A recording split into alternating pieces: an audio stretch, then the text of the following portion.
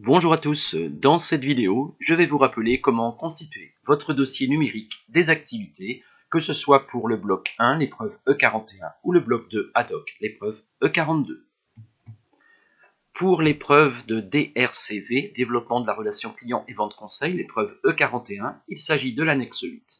Votre compte-rendu d'activité se présente de la façon suivante. Fiche compte-rendu numéro 1, vente de l'activité. Je vais reprendre exactement l'exemple que vous trouvez développé sur la chaîne YouTube, donc vente d'un aspirateur. Vous reportez bien votre nom et prénom. Nous sommes chez Darty, à Orvaux.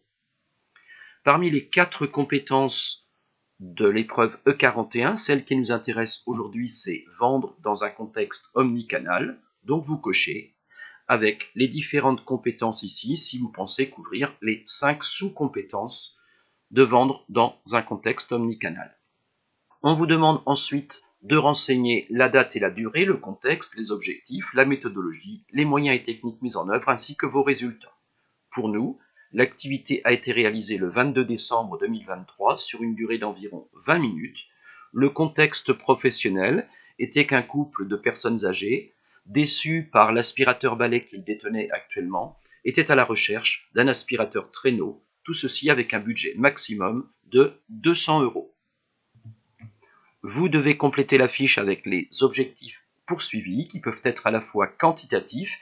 Ici, pour l'enseigne Darty, l'objectif quantitatif premier est de vendre au moins 3 aspirateurs par semaine et de réaliser 600 € de chiffre d'affaires sur le rayon aspirateur par semaine. D'un point de vue qualitatif, l'étudiant pourrait dire réussir la vente, fidéliser le client en lui proposant la carte Darty Max.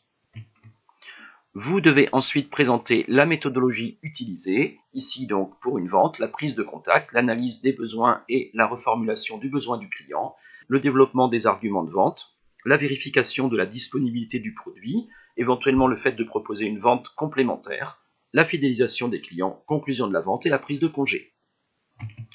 On vous demande ensuite de citer les moyens et les techniques mises en œuvre. En termes de moyens, j'avais à disposition un téléphone, une tablette, un ordinateur, l'application Darty Innovante et les différentes fiches techniques des produits. Pour ce qui est des techniques mises en œuvre, j'ai mobilisé un plan de découverte, le son casse et créé plusieurs argumentaires. Étape suivante, vous devez présenter les résultats obtenus qui peuvent être à la fois quantitatifs et chiffrés. Ici 186 €, soit à peu près 31% de l'objectif fixé sur la semaine, et qualitatifs avec la fidélisation des clients qui ont accepté de prendre la carte Darty Max. Vous pouvez enfin terminer par un bilan personnel, comme le fait d'être plus à l'aise dans la relation client, à l'aise dans l'argumentation et la réponse aux objections, et de bien maîtriser par exemple les outils numériques du réseau Darty. Ainsi, votre dossier numérique des activités va être constitué d'une succession de fiches de compte-rendu d'activités, tant pour l'épreuve E41 que pour l'épreuve E42.